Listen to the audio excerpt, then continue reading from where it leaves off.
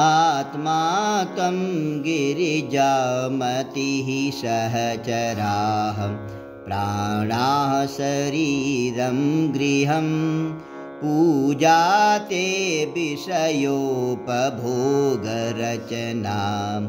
निद्रा समाधे स्थितिः सञ्चारः पदयो प्रदक्षिणविधि स्तोत्राणि सर्वा गिरो यद्यत्कर्म करोमि तत्तदखिलं शम्भो तवाराधनं शम्भो तवाराधनं करचरणकृतं वा कायजं कर्मजं वा श्रवणनयनजं वा मानसं वा पराधं विहितं विहितं वा सर्वमेतत् क्षमस्व।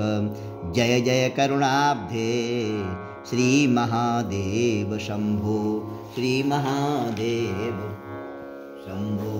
शान्ताकारं शिखरिशयनं नीलकण्ठं सुरेशं विश्वाधारं स्फटिकसदृशं शुभ्रवर्णं शुभाङ्गं गौरीकान्तं त्रितयनयनं योगिभिर्ध्यानगम्यं वन्दे शम्भुं भवभयहरं सर्वलोकैकनाथं सर्वलोकैकनाथम्।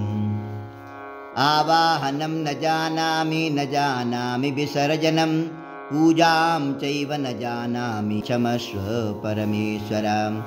अन्यथा शरणं नास्ति त्वमेव शरणं मम तस्मात् कारुण्यभावेन रक्षस्व परमेश्वर। मन्त्रहीनं क्रियाहीनं भक्तिहीनं सुरेश्वर यत्पूजितं मया देव परिपूर्णं तदस्तु मे। यदक्षरपदभ्रष्टं मात्राहीनं च यद्भवेत् तत्सर्वं क्षम्यतां देव प्रसीद परमेश्वर। अपराधसहस्राणि क्रियन्ते अहर्निशं मया दासोऽयमिति मां मत्वा क्षमस्व परमेश्वरः। कर्पूरगौरं करुणावतारं संसारसारं भुजगेन्द्रहारं सदा वसन्तं हृदयारविन्दे भवं भवानी सहितं नमामि भवं भवानी सहितं नमामि।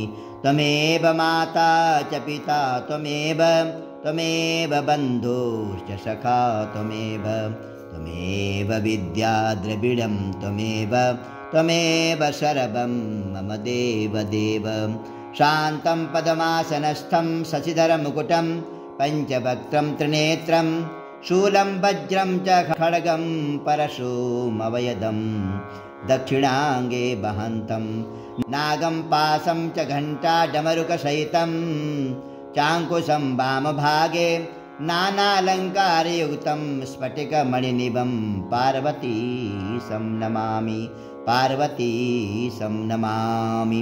यस्याङ्के च विभाति भूधरसुता देवापगा मस्तके बाले बालविदुर्गले च गर्लं यस्योरसि व्यालराट्टोऽयं भूतिविभूषणा सुरवरा सर्वाधिपा सर्वदा सर्वा सर्वगता शिवा शशिनिवा। श्रीशङ्करः पातु मां श्रीशङ्करः पातु मां। बोलो शंकर भगवान की जय शंकर भगवान की जय। भूत पावन भोलेनाथ की हर हर महादेव।